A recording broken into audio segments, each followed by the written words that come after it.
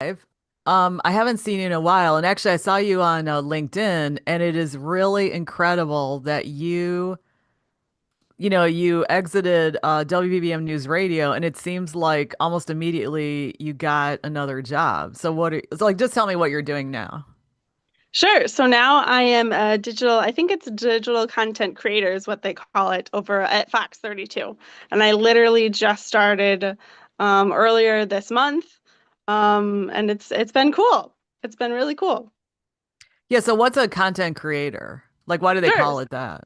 Sure. So digital content creator basically means the people who are in charge of the website, in charge of the social media. And what you do is you take all of the stuff that is on broadcast side or all the things that they can't get to, and you're putting them on the website. So my job is as news comes in, I'm writing up stories for news as it's happening and putting it on the website, sharing it on social media and to all of our digital followers in various different ways.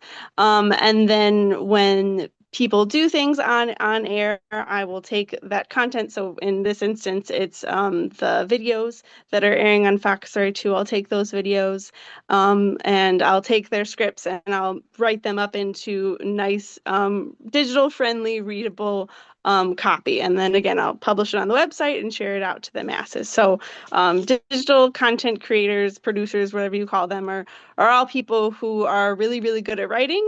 That's the main part of the job, and then really good at understanding how people consume digital news. It's very different from how people consume news on a radio station or on a TV or even on a newspaper. It's a different thing entirely. So, yeah, that's what I'm doing right now. Well, how's it different? How's it different from the other types? So it really has to play with, you have to focus on how do I create something in a way people consume online. So, for example, when someone is looking at an article on a website, a lot of times they are doing four other things. They are doing it on a commute and they're busy. So it has to be really quick, succinct, and straightforward. And you really like to, especially because you have the time, like to provide as much information as possible and have the option to, read into further into the details, which sometimes you don't have to do when you're on the radio station or when you're on the television. So yeah. Other things you have to consider is you have to make sure that you're playing the games of the various algorithms. So I need to write SEO, search optimization terms for our headline so that Google will find it and Google will pick it up. I need to make sure that I'm creating copy for social media posts that is engaging, and again, creating them in a way so that those algorithms will pick them up because all of those algorithms are different. So it's, doing the same journalism type work, checking my sources, making sure everything is correct, but then also making sure things are going to be engaging for that digital audience and that those other pieces will all be picked up on various sources. Well, I was around when SEO started. I mean, I was around meaning I did exist, but plus I was online, so I remember this whole thing. But how do you write for SEO? So SEO, search optimization, I forget what the Search E engine is. option, search Thank you, engine search engine optimization. optimization. Um, it's I literally can go into trends, Google Trends, because Google is the main search engine. Sometimes you can get things to pop up from Bing or Yahoo or other various search engines, but Google is the monster, is the beast that you have to daily understand. So I can go to Google Trends and figure out, okay, I'm gonna type in this term and say, I want to write about the Pope. What do people search for when they want to find information about the Pope? Are they going to search for Pope? Are they going to search for Pope Leo? Are they going to search for Pope Leo and his full name? What's the term they want to search for? So when I kind of do that research and then go back to my article, I'll make sure that I'm using that specific term that's most trending, most searched for as my preferred option. So that's kind of how you play the science game of figuring out which terms to use and kind of how to craft that. And how did you learn all this? A lot of it was self-taught. A lot of it was self-taught. When I went to school, I went to the University of Missouri back in 2010, graduated in 2014. The internet was kind of still in journalism. It was still kind of just coming up. We were learning how to post on Facebook and post stories on Twitter, but SEO was still kind of new. So a lot of it was education just on my time working. When I started my journey, I was at the Chicago Tribune, and I very quickly was put into a digital role because I was the young person on the team, as that tended to happen at that time. And I learned by figuring out, okay, well, how do I do Google? Like, what does this work? And talk to the other people I worked with. And it was, figuring out, oh, this is the tool. This is the tool that really, really works. This is the one that helps. So a lot of it was on the job training and understanding. And now, the field of the digital world grows and changes so quickly that now it's even more important for me to stay on top of whatever trends are happening. How people are consuming news today was even different, 10 years ago when I started my career. So it's it's you gotta just kind of do it and figure it out, and it's gonna change in 2 days, and that's how the game works. So it's always exciting, I say. Yeah, and I just want to make a comment because you said 2010 was sort of new, but I remember in the like at least 20 years ago, people were using it online for businesses. And these are the Yeah, early people who they'd say, "Oh, I'm doing SEO, like what's that?" And then now, of yeah, course, it's more common because now they're teaching it. They're in right, schools more. right, But yeah. now what about AI? How is that AI is affected? a whole nother ball game, a whole nother Yeah. ball game. Again, not something I was taught when I was Mhm. in school, so it's part of my learning experience. Um, AI in journalism is a whole other beast. I have various opinions about how I like to use AI. I tend not to use it because I was trained as a writer. But there are days when there's lots going on and you kind of just need some extra help. So mostly I use AI platforms like Trint. I've used Otter AI for transcribing purposes, and that just Oh, really yeah. is for me to save time of like, I upload a video or upload an audio piece and say, okay, please transcribe this. I'm going to double check it and make sure everything is correct. But for time purposes, that's usually what I use it for. I know I've talked to other people in the marketing business and kind of on that side, and they're really struggling with using AI. I know a lot of companies are pushing it because that's the new hot thing. That's kind of tends to be how it happens is the companies get excited about the new hot thing and then you have to use it. There's no option. And my friends in marketing are kind of just like, this is a lot. You kind of have to understand how it works and the boundaries in which you're able to kind of use it and ways it helps and then ways that it does not help. Um, so yeah, I've used it sparingly as much as I feel comfortable using it. And again, like I said, it's something that I'm learning as I go. What are the pros and cons of this new tool, and how is it going to help me do my job? How is it going to hinder my job? So it's been a learning experience for sure. Well, how are you trained as a writer? You mentioned like well, because I think that AI for some people is a shortcut. And of course, we saw what happens with the Sun Times, which is unbelievable. We're market number three. Sun Times used AI. Yeah, They did not check anything, yeah. and it was in more than one story. So, what's the difference between actually writing and, learning how to write and so forth, and then just pressing a button to use AI? So AI is a learning tool. So meaning that it's it's a machine that's going to pick up what you are giving it and it's going to spit it back out at you, but it's going to learn from what you're telling it to do, which basically is just saying that it's a like freshman in college that doesn't know how to write yet. So using it solely is never a good idea. Using it to help you in various things, I believe, is the better option to do. So yeah, like doing it as a whole story is not a good idea. I was spent 4 years in college training to learn how to interview someone, learn what are the things I need to ask them, learn how to write a story in, AP inverted pyramid style, which is something that, some AIs know how to do and some AIs are not good at doing it. And then have spent 10 years of experience in the field writing. And that's something that no I mean, maybe if you spent 10 years training this AI how to write the way I write, maybe you could pick it up, but in my experience, it's writing is something you have to learn how to do on your own. It's a lot of trial and error. It's a lot of having really good editors to tell me, write it this way, do it this way, maybe try this instead. And that takes time to learn and that takes experience.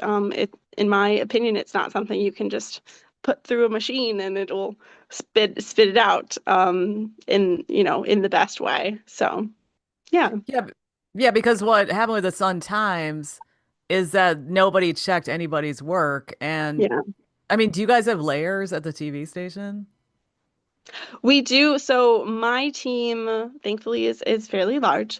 And when you have multiple digital content producers working at the same time, we do send each other, our drafts that we've finished, and someone else, will check it. So when we have the bandwidth to do that, yeah, there's always someone double checking our work to make sure everything is correct. And so that's super helpful and not something, we really had when I was at BBM. At BBM, we were such a small staff and we were kind of, running to try to catch our tails and, you know, we didn't use AI ever. That was not something we ever had. So we were doing our best to check our work. But yeah, now that I'm at a bigger team, we have more resources to do the actual work and check. Yeah. Well, what are some things So. specifically that you learned in writing and being a good writer, like in school and also in your profession? Sure, sure. So, funny enough, I went to school to study magazine writing. That is the degree I came out with, and I have never have never That's worked for a magazine. that's very difficult writing. Right. It is. It's super extreme. It's very, you do a lot of research to do a lot of writing, and it takes a long amount of time, which I super respect and, think that's amazing, anyone who can do that. But I remember getting into the field was just like, oh my gosh, that's so much writing. Like, I don't know Yeah. how you guys do it on a regular basis. I'm gonna stick to something that's a little shorter and maybe easier to do.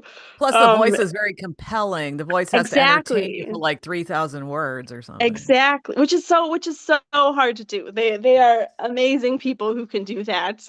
Um I remember I was in my capstone class and I just got like one you were supposed to write one story for the end of the course and that was the whole assignment. So I spent the whole semester, Wow. working on one topic and was just so burnt out of this topic and this story by the end of the year was like, please just let me turn it in. I'm done working on this.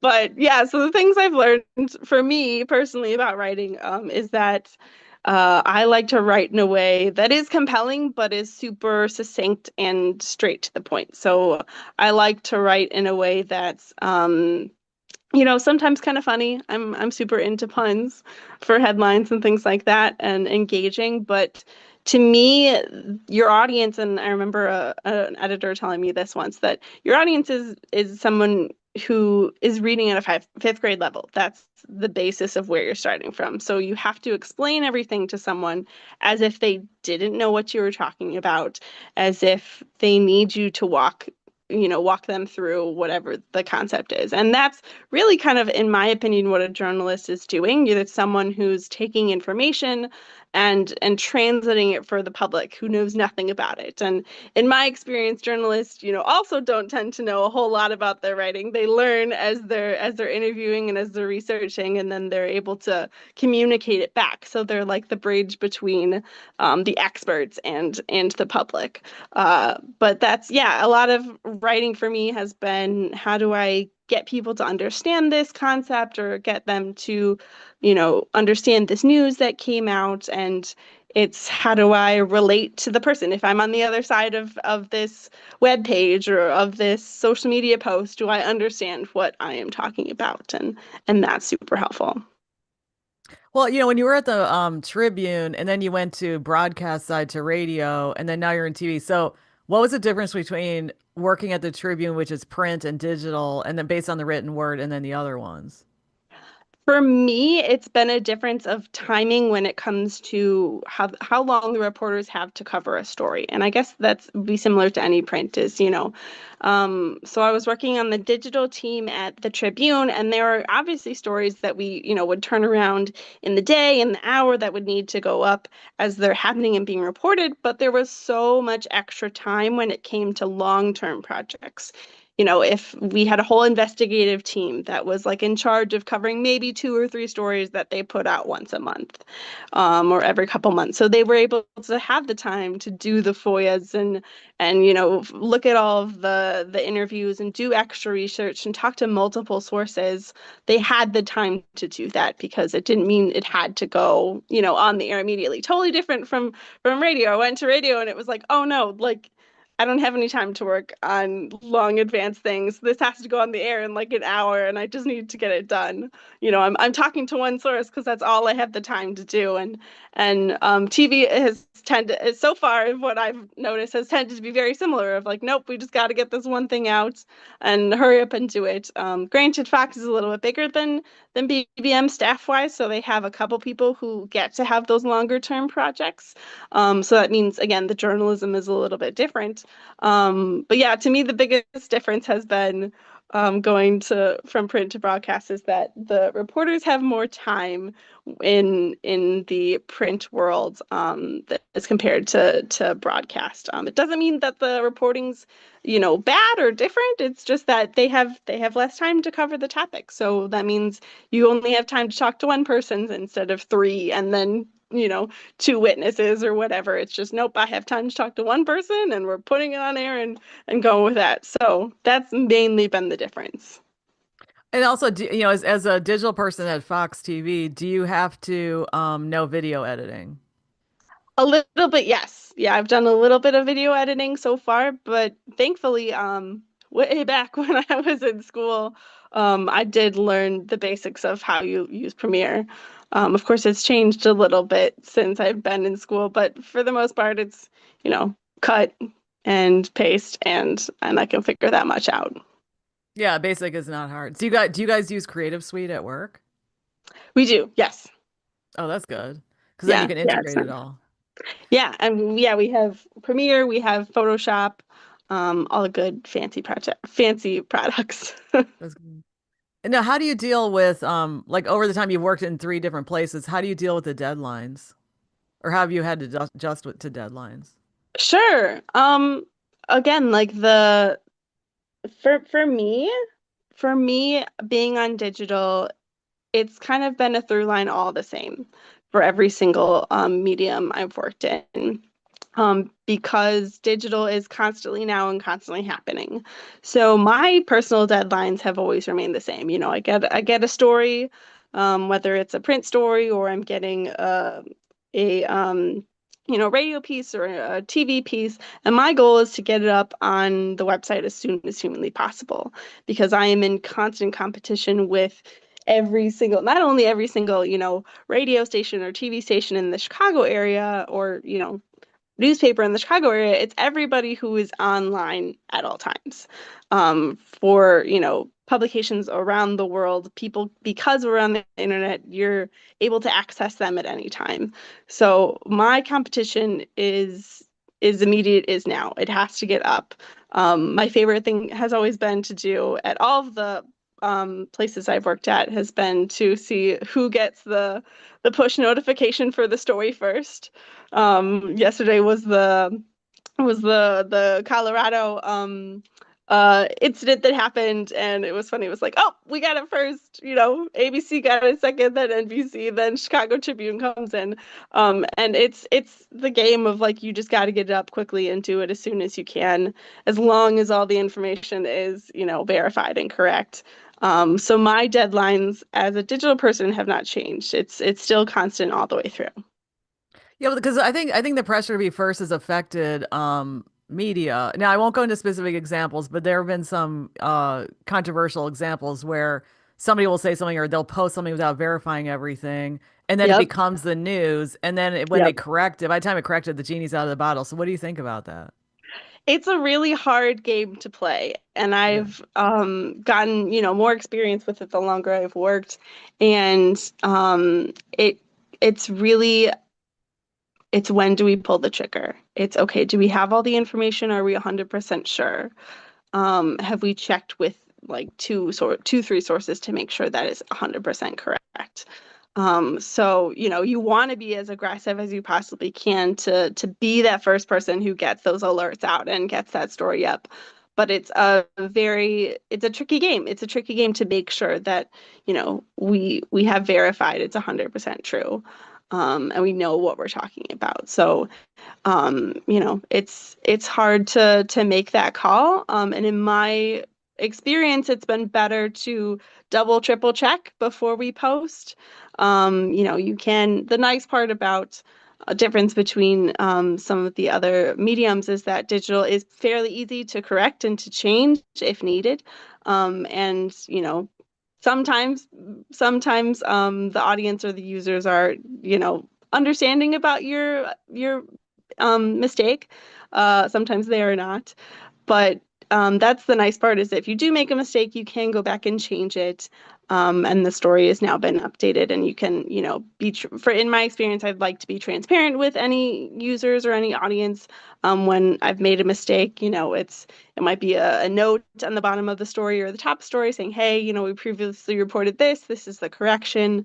So, you can get it out to people in that way. But when you make the correction, do you also put it on social media, like, "Hey, updated or corrected or whatever"? Yes. In my experience, that's what I've done. Yeah. I say, this is the correction. We just did this. And yeah, that's been helpful. Hmm. And how do you deal with like people who give you rude comments like, "Hey, you guys effed up again," whatever? I mean, My so again, lots of experience during my time as a digital journalist. Um, I always say engagement is engagement, and you can say as many mean things as you want to. You are pushing my story further up this algorithm chain. Please tell me how much I messed up. I know I've created videos or things like that just because I know people are going to comment and make comments about it. And that's part of the game of all of the algorithms of Google, of social media. The more people who are commenting and liking or hating or, hate watching or whatever, that's part of this game. So, you know, I always say, I used to say at Tribune, I was like, thanks for reading. Thanks for your comment. Thanks for reading. And oh. that's, I'm totally okay with the comments. I does not bother me at all. Well, when you learned journalism in school and then you started working in journalism and then now, because you say like it's quote unquote it's a game, Yes. but I mean, has your perception of journalism changed because it's changed online and so forth? I feel like when I went into school for journalism, I was very much like, I love to write and I don't want to be an English teacher and I can't afford to not get a paycheck every day. So that's why I picked journalism. And my dream was to be a film critic, and like that was my dream goal, to do that. And it's funny now that like it's totally different. Unfortunately, film criticism is not something newspapers or any medium are putting a lot of money into. So that dream's kind of gone out the door. But when it comes to journalism, I feel like when I started school, I was like, oh, I'm gonna make all these, amazing stories and spend all this time writing my amazing magazine, articles and things like that. And then I got into the job, was like, that's not what I want to do. I'm gonna do So something hard. that's gonna be a little bit easier to do on a regular basis. and be part of a staff. When I graduated school, a lot of people I knew went into freelancing, which I power to them for anyone who goes into freelancing. It is a lot of work to sell yourself, to get people to find your, work and work with different people every day. I've always liked being on a staff, and kind of being ingrained in a culture and in a newsroom. That's just like been easier for me, less stressful, I think, is better. Um, so I feel like when I started and was ready to go into journalism, I was like, oh, I'm gonna do this, and then I said, no, I'd rather be on a staff, and I'd rather write short form things that I can get up in the second, and that feels safer to me and more comfortable.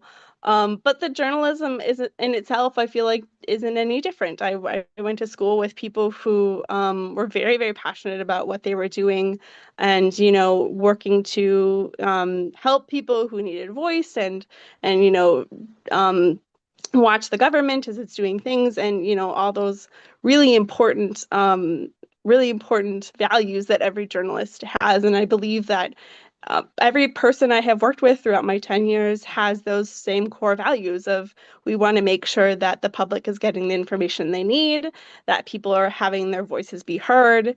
And no matter what medium I've worked in, it's still the same. Everyone is still fighting to make sure that those goals and those values are met. And that's something I'm glad that has not changed, that has not gone anywhere, in the time I've been in my career.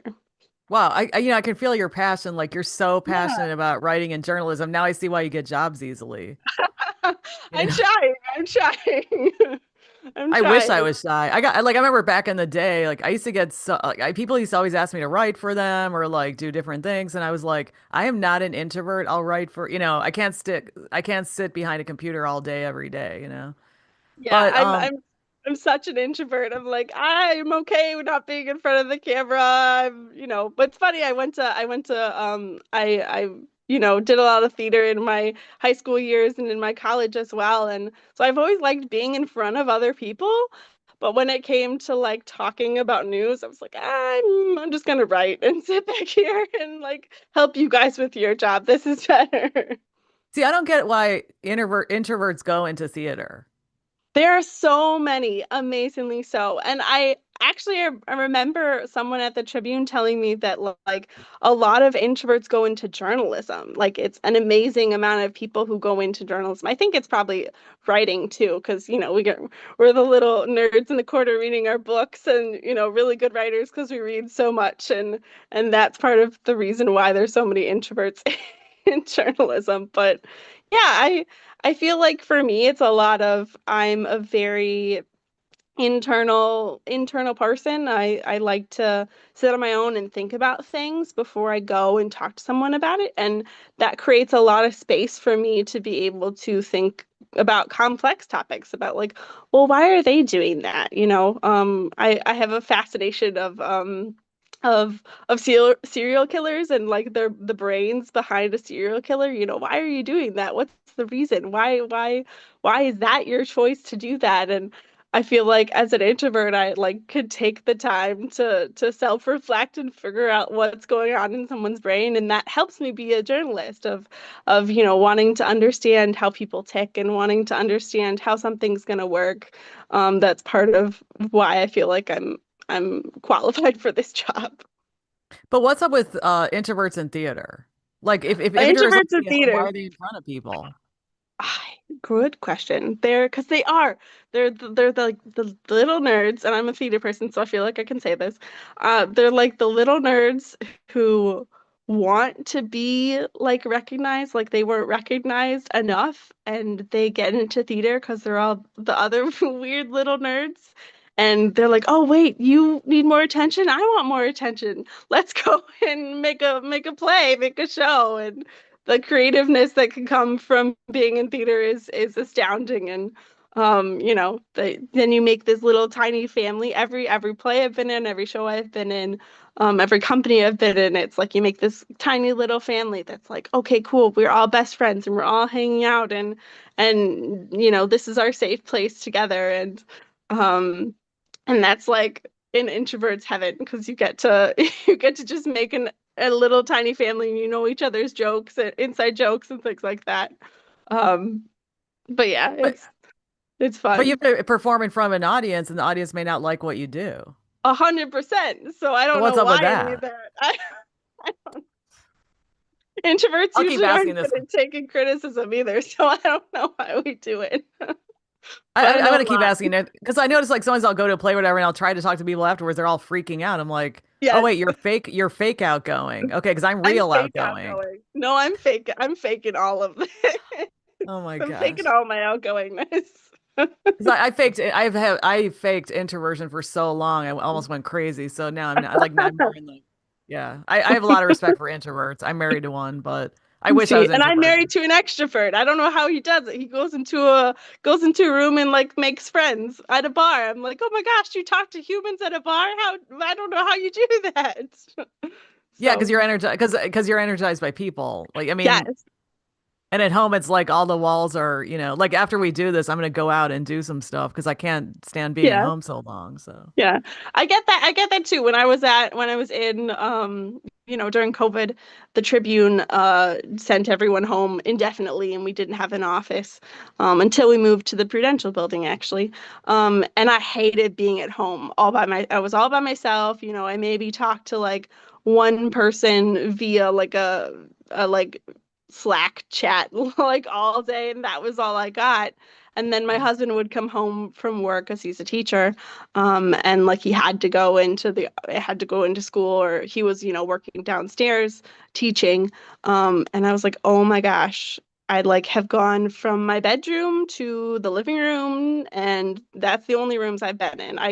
I get stir crazy. Even as an introvert, I get stir crazy when I'm home, not seeing anybody. So I feel like I need to like go outside of my house once a day or else I go crazy. I don't necessarily have to talk to a lot of people, but as long as I leave my house, I'm okay. okay, so you have to be outside but not interact with people. I'm Okay. okay with that. Yes. I wish I Yes. was like that. I swear, I tried to do that for years, but didn't work. Yeah, But I'm okay. If you don't talk to me. I got my books, I got my podcast, I got my music, I'm fine. wow. Well, now you mentioned earlier that you went into journalism because you want to make money, but actually journalism is a horrible way to make money. So what's up with I that? I feel like no one told me. No one told me when I was at Mizzou that that was going to be the Okay. case. It was just the way to get a paycheck on a regular basis, and I didn't want to be a teacher. My mom's a kindergarten teacher, and she is fantastic. But I feel like I could never compete with her fantasticness of being a teacher. So I was like, not teacher, don't want to be an author because I don't have the patience to sit down and write a whole book by myself. What do I do? And I was like, well, journalism sounds like a paycheck. I'll go there. Yeah, and it's funny I mean, I feel like paychecks have varied from the time I've been in journalism, but also I feel like varied greatly from the various mediums, Now I feel like I'm in TV, and they have more resources, and they have more money at the end of the day than the other places I've worked with, uh, which is great for me. I feel like a lot of TV is to me is a really good place to be right now, based on digital journalism, because the algorithms, the social media platforms are pushing video like all over the place. That's where they're making their money. So any place you can go to get that video, to have that video at your fingertips, is the place to be. So to me, television right now is really going to succeed in those areas in the digital realm, because they have that video readily available. Obviously, very hard to get that in radio, and a little and more difficult to get that for uh for um for the print as well. So yeah, it's everything is different. Journalism, I probably won't tell my daughter to get into journalism. I'll say, please go be a doctor, or Yeah. something else. Maybe in the STEM field you might make more money, they might have more jobs. Constant struggle of being in journalism, especially in a big market like Chicago. It's, you know, there's layoffs in one area, and then all the layoffs move to the next station or the next group, and we hope we don't get laid off from that one. And That's unfortunately the business I have chosen to be in. Is it's we want to do all the things, but we don't want to pay the money and have the resources to do them. So how are we going to get those things done? And that's been a lot of my journey, is figuring out how do I do my job with the resources that I have for this company. And I feel like I've been pretty successful to be able to work with different people in different places and different times. But that's part of the business. It's part of the industry. I still believe that there are the right people to be in this business. It is well worth, as you mentioned, I have a lot of passion for journalism and for this job, and I do think it's extremely important in this day and age to have people who are looking for the truth and finding ways to connect the humanity, connect other people to each other instead of separating them. A lot of what I've seen online is people saying, I hate you because you don't agree with me, or you're so different from me. I hate you. I don't want to talk to you. And like, no, you guys, this you're so much more alike than you know, and there's so many more reasons for us as a country, as people to come together than there is to separate from each other. And I feel like that's part of what I've tried to do as a journalist, is how do I bring people together more than separate them? Because that to me is the more important thing to do right now. Well, you were saying that, the situation is pretty good in TV digital, but in the smaller markets, people don't make much money at all, and they're doing digital plus other stuff Yeah, plus. yeah, So, do yeah. you think that's going to be fixed, or what do you think?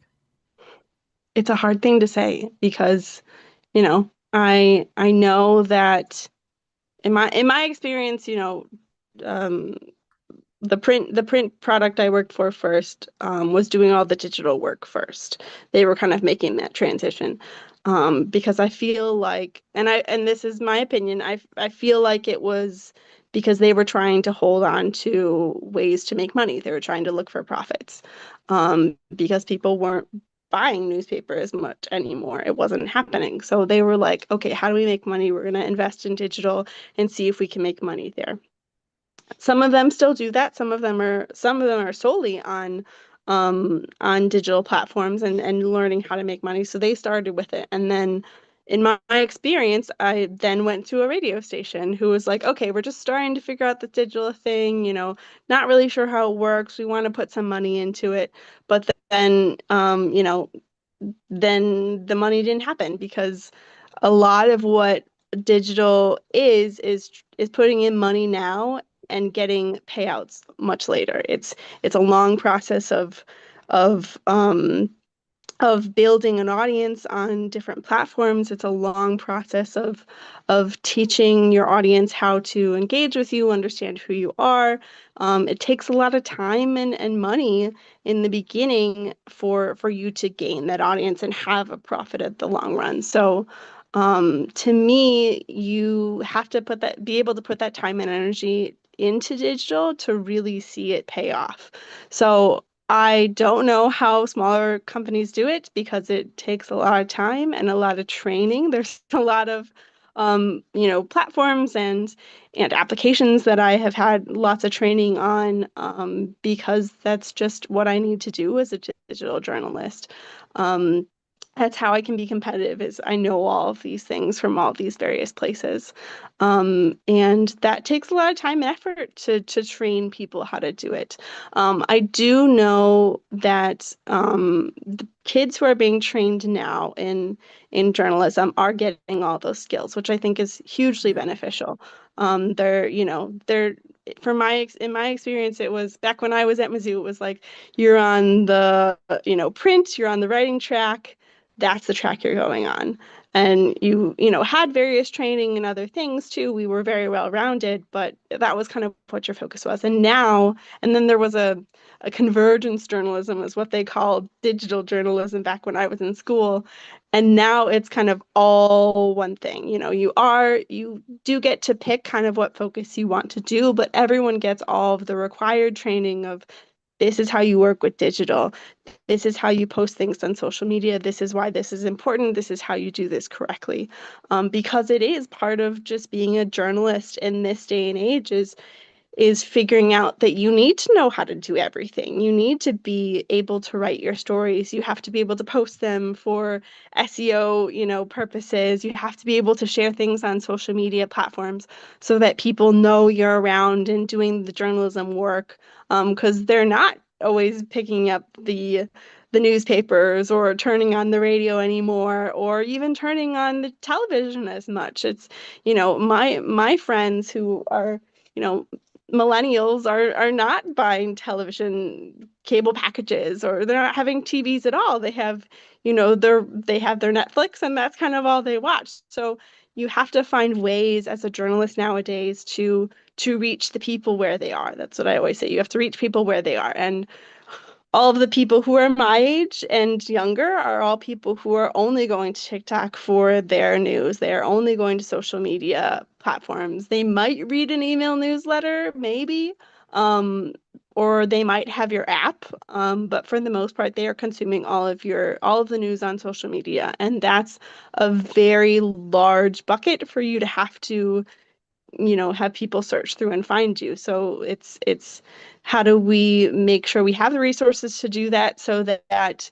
people can find us, and it's a lot of work. So I have a lot of hope for journalism now, with the kids and how they're being trained to really do as much as they can. And I'm hoping that, similar to what I have done is I'm trying to teach people how to do this, why this is important, why this is worth spending time and money on. And I'm hoping that that will be a positive impact in the places I have been. Well, since you like to read, I mean, do you read a lot about the biz or the technology and stuff to help like you've obviously gotten a lot of experience, but Yeah, yeah, I do read. I have, a couple news. Funny enough, I just mentioned email newsletters. I'm part of that group that reads those email newsletters. I get email newsletters from, various sources about what's the trends of social media right now. And that's really the one I feel like I need to keep on track as much as humanly possible because they don't tell you that those things are happening. TikTok doesn't say, "Hey, we're focusing on photos now. Now you have to do photo swipe galleries instead of solo videos," or "Hey, we want to focus on trending audio instead of original audio." They're not going to tell you that. So I like to have those email newsletters of people who have done that research and will tell me what the latest trends are. That's the only way I feel like I can keep up to date. And the other thing is being one of those consumers. How I want to read as much as I possibly can on social media, on my phone, to see what ABC, what Fox, what BBM, what Tribune, what everyone is covering, so that I know kind of, well, what are they doing? What's working for them? What's not working for them? Is that something I can copy? And um, it's, it's dipping my toe into all the things to see what's working for everybody because it will change in a day. well, what you're describing is what basically Ravi Bachwal from ABC 7, because he was on this podcast before, the INBA podcast, and also my own podcast, Radio Girl. And he said that you have to, when you're in a profession, you have to keep educating yourself. And it's not just like 9 to 5. No, yeah, And yeah. you're one of the few people I know. Okay, I'm going to say it, of your generation. I know. Okay. It's fine. It's fine. Yeah, because I worked with a lot of different people, but Yeah. who is actually committed beyond just the 9 to 5. You're not clocking out, you're actually staying Yeah. engaged.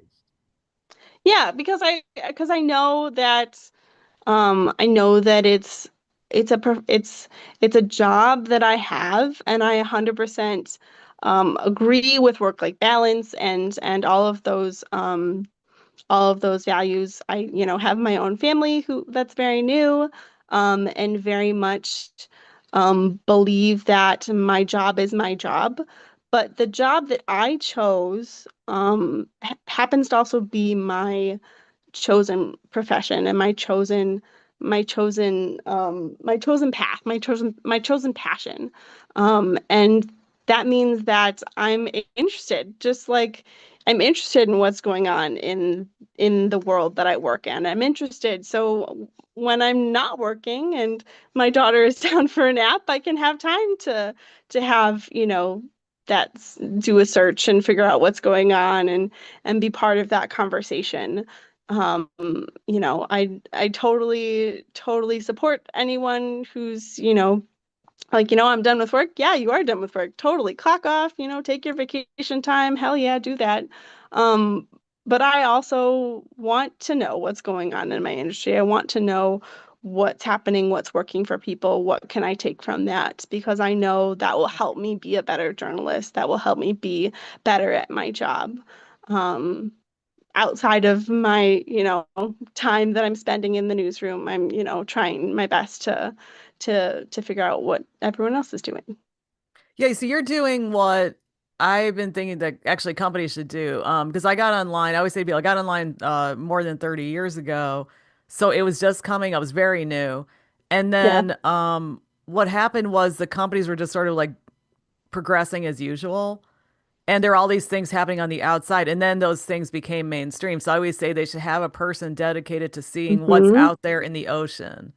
They're on Hmm. the edge of the ship. They have the binoculars on.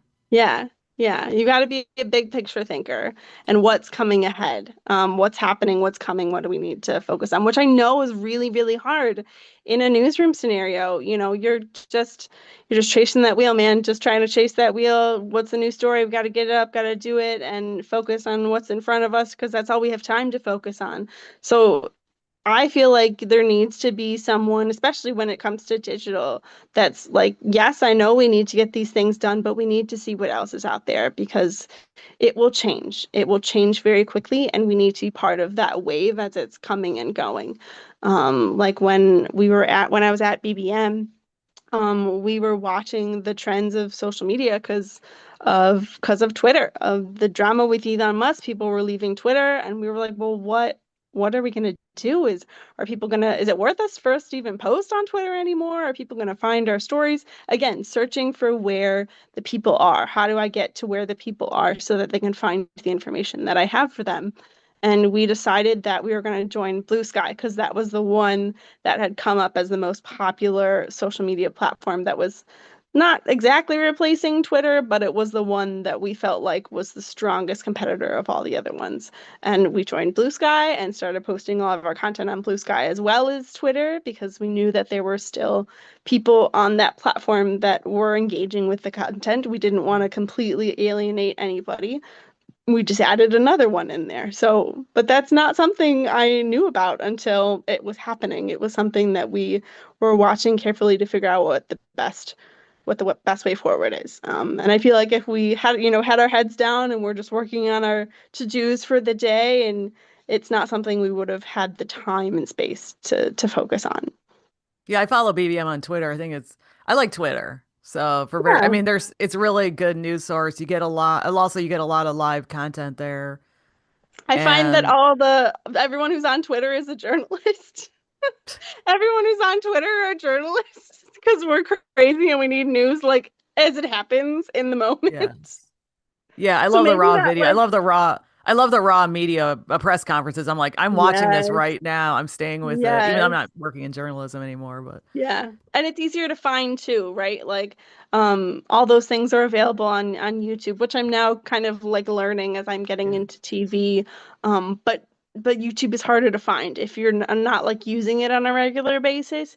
It's not something that's going to spit out those press conferences unless you're searching for it or unless you're engaging with that content. It's actually kind of like TikTok, whereas like you're not going to like the platform unless you're engaging with it constantly and it's gonna then like recirculate what you're looking for, basically. But yeah, Well, on Twitter's still YouTube, alive, still kicking. on YouTube, you can also subscribe to certain channels because Yes. they will live stream. Like, I'll get notifications from certain news outlets. I'm like, what's Yep. going on right now? Yes. So. Yes. Yeah. Yeah. Ever since I worked at BBM, actually ever since I worked in journalism, I am so into raw video. I mean, I'd It's rather watch a funny. 45-minute. press conference than look to see how the news has chopped it up. Yeah, oh my gosh. I couldn't get through. I tried to watch I was watching Pritzker's press conference yesterday trying to write a story up on it. And I was like, "Oh my gosh, all this like but that's a journalist's job, right? I gotta sit through and listen Yes. to the whole thing Yeah. to figure out what the heck they said and what do people actually need to care about. That's my job." Um and yeah, but that's so funny that you're like, yes, I want to watch these. And I'm like, oh, I have to watch this press conference. Like, Well, because I went to so many press conferences online yeah, that I found that I just want to hear what the person has to say instead of waiting for like a few sound bites that somebody chose and it doesn't for actually sure. capture the whole story. And actually sometimes it's unfair because sometimes the person can Yeah. say like an hour of good stuff and then they say five goofy words and then the press spins it all day and they're all talking heads all day. Yep. Because and you know why they do that? Because it's people are going to engage with that. That's the game. People are going to engage with the funny, stupid thing that Pritzker or Trump or whoever said. Like, that's what they want to click on. Um, and that's what drives their algorithm. That's what makes them money. So it's a it's a ball of yarn we got to figure out what we want to do with. Yeah, because I was thinking about, how certain places are really good at sending out press releases and also sending links to their live stream.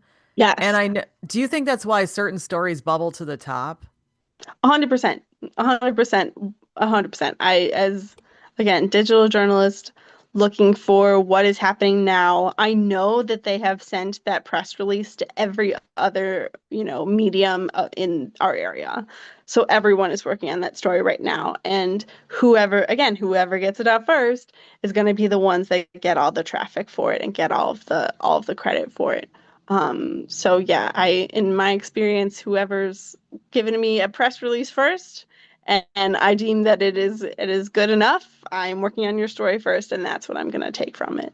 I know as a good journalist, I should do some extra work other than that press release. I should do my own digging of, social media or watch their press conference all the way through, other than the 4 bites that they gave me on their release, which takes time. So it's a balance of how much time do we have to make this the best it can be, and as accurate as can be. You always want that. And how much do we want to compete with everyone else who is going to be sending this out? And again, play that game, get that credit of who's going to get it first. So you kind of have to make that decision every day of, how much time do I want to spend on this because someone's already posted it by now, someone's already done this, and how is mine going to be either faster or better than theirs? How am I going to get people to engage with my content and not someone else's, Hmm. which is And hard to how, do. yeah. Now, how would you define journalism, especially now? Well, you're not of that generation that started out with analog, but you've been in Right. for a little bit. A little bit, a little bit. I've seen the microfiches in at the Tribune, Yes. and kind of done some of that. But yeah, most of my experience, even contacting sources, has been through email. I, don't tend to call and talk to people, just not because I don't want to, just because that's not how people communicate now. But you know what? Um, One time I did, okay, I was working, I won't say which story, but there was some story and then I emailed the person and then the boss said, "Okay, just that's fine. You can just say that." I'm like, "No, no, no, I'm going to call them." Man, I got so mhm. much information, but most of it was off the See? record. And then Yes, person said, "You're not yes, recording this." Where I'm like, "No, I'm not recording it." And they were telling me like so much inside baseball, but all I could say was certain things. So I just said, like, but right? actually, it was great that I talked to the person because I'm like, "Oh, wow, I understand the situation so much better." Yeah, and in my experience, when I picked up the phone and like had, personal conversations with somebody, I get way better interviews from people. A lot of that was what I did in school. They were old school. You got to call them on the phone. You got to have the scheduled interview to talk with them, and that's kind of where I got that skill from. But it is they people open up to you more if they're talking on the phone. But that's not the way people want to communicate now. Everyone's like, "Oh, can you send me the questions ahead of time, and I'll just email you the responses," or I'm not What gonna do you come think on of that? here. I I understand. I understand from a, press, PR kind of marketing standpoint that that is safer for them to do that. I totally understand that. And there are various instances I feel like that that's okay, but I would much rather just you have a conversation because as a journalist, my job to me is not like, oh, I gotcha. It's I want to find the truth. And if you have a prepared statement or have sent me something that your lawyer wrote for you, I don't know if that's 100% what you believe and what you are going to tell me because that's what I want to know. I want to know what do you think? How do you tick? What do you think about this situation? And I'd rather do that in person or on the phone as much as I possibly can, because I feel like I get better, more real and honest reactions and answers from people. Well, also it brings up ethics because shouldn't journalism be like getting people's information and not setting up something ahead of time, essentially? Yeah, yeah. And like it's not I'm not trying to get you. I'm like I'm not myself personally, I'm not trying to find the deepest darkest secrets of what you're not telling me. That's not my job. I just want to know what your answer is to my silly questions and that's like it. But I feel like as journalists, that's part of the job is understanding when someone is telling you the truth and when someone is telling you something of what they have already been told to tell you. And that's kind of you have to read between lines. Probably that's actually probably why introverts are great journalists is because they're able to read between the lines of what everyone is saying and what is truth and what is not. Because we as introverts do that as well. When I'm only talking to you unless I really need to, and when I'm, giving you my full truth and feel safe doing that. And I know when someone is lying and someone is not because I do it. So, but yeah, no, it's a balance and understanding how to do that is hard. It's hard sometimes. Well, did you ever read the book Quiet? I have not. What? Oh, it's written for you people. No, It's written for that's introverts. I read it just out of curiosity, and I guess some of it checks out. But I kept thinking to myself, wait, it's unfair. She gets to go to all these meetings. I don't go to any because I have to fake my introversion and stay stuck in front of a computer. She's having I all the should fun. Can I be a proxy? I mean, can I be an introvert, please? I even wrote a blog post like, what world is she talking about? Because I don't work in this world. I don't go Yeah, anywhere. that's so Oh, funny. you should read it. I'll And her I'll whole have to find it. And also her whole angle is like, you should hire introverts because they work well, et cetera, et cetera. Actually, introverts are very good to work with. So Oh yeah. Yeah, because we really just want to make everybody happy. We like don't want to cause any trouble or any waves because we're afraid of the conflict that will come or you have to come and talk to me because I made a mistake. Like I'm gonna work really hard so you don't wow, have to talk to me. that's good. Yeah, it's funny. Yeah, how we were talking about journalism. How would you define journalism? How would I define journalism? To me, journalism is being that bridge, kind of like what I talked about earlier, being that bridge between the experts and the public, experts and or authority figures, to convey information to other people, who are not experts, who are not the authority, convey the information they need to have, to live their lives, to go about their days. Um, and that's my job. I'm in charge of communicating to other people who don't know a lot about whatever they need to know about. Um, my job is a service. It's a public service to people to get them what they need, to share with them ways to share with them what they need, to share with them stories to connect us, rather than to separate us, bring us together to show our humanity, to show the truth at the end of the day. How do I show the truth of humanity? How do I show the truth of a topic, and that might be in a way that's educational, that might be in a way that's entertaining. At the end of the day, it's about this world is smaller rather than, bigger. There are ways that we can be more there are ways that we are more alike than we are different, and that's how I feel. That's what I take as a journalist. Hmm. And earlier you were talking about checking sources and facts or whatever. Can you just tell me what that process is? Sure. It's been different for every single newsroom I've been in. Some have been Tribune was like you have to go in and put a little check, like literally put a little check in the system next to every name telling me that you have fact checked this. And I was an editorial assistant, so my job was to go and fact check stories. People would send them in and I would go and do all the work to fact check them. And it's At the obviously Tribune? been, yeah, yeah.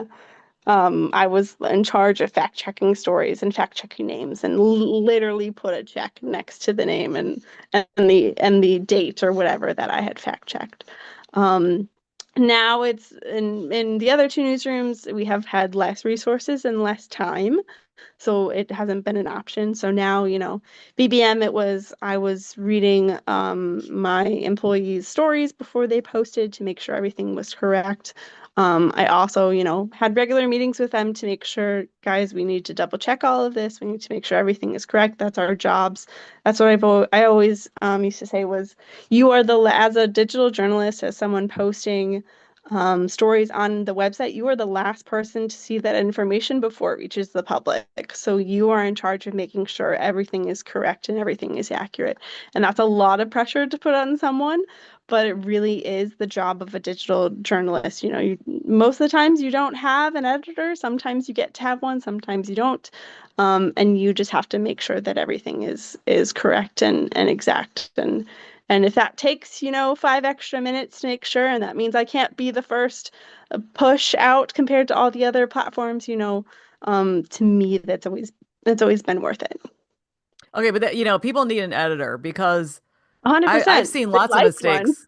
I've seen lots of mistakes. Like I've Yeah. literally corrected people online saying, "Hey, this is not," and they still don't check. I mean, thinking who is check or like images are not appropriate. They're not journalistic images. They're Mm, like they'll do a yeah. story, but the image will be, or even there won't be correct attribution.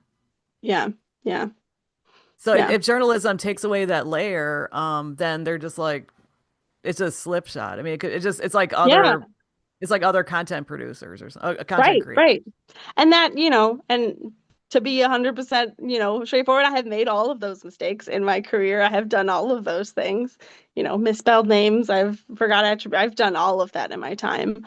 And again, thank goodness for, digital journalism. You can fix and you can change and you can Yeah, alert. The best thing to do is to alert the public that you made that mistake. yeah.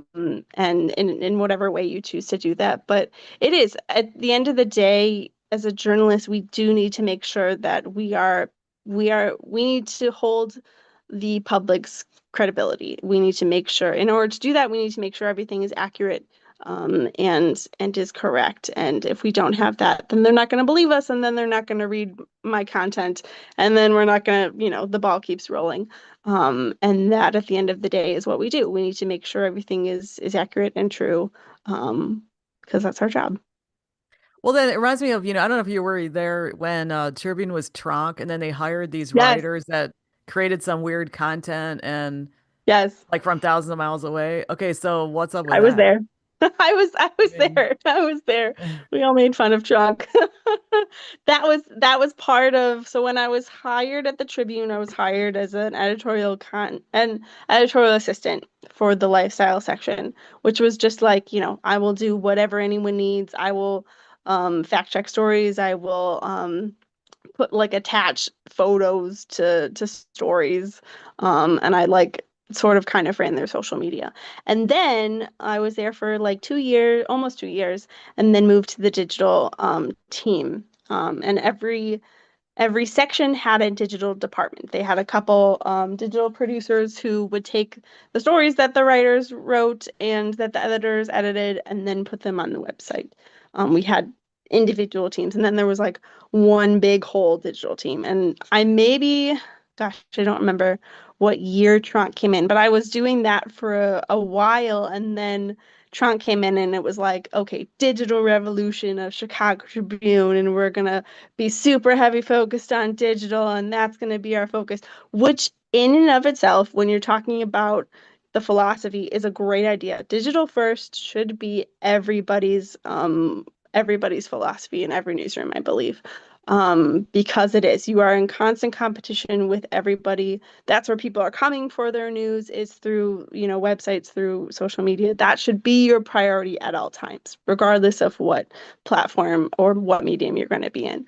Um, but like Tronc came in and was like, "Oh yeah, we're gonna do everything digitally and everything's gonna be digital," and like all great things. But they took a lot of resources that we had in-house and kind of were just like, we're just gonna have someone else, across the country do that instead.